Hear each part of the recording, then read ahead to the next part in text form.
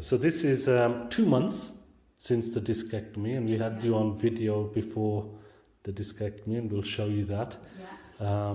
But in terms of your recovery, the pain, how's it feeling at the moment? I have a sort of mild pain, obviously infinitely much better than it was. I mean, you can't compare that, but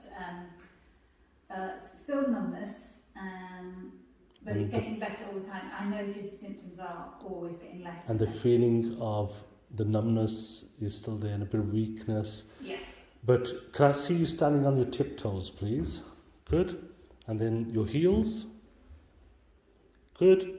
And then just, if I can see you walking, that's great. And then back the other way. Fantastic. That's good gait. And then bending to a side, one side, and then the other side. Good. Great. But overall, you're looking a different person. Yes. Great.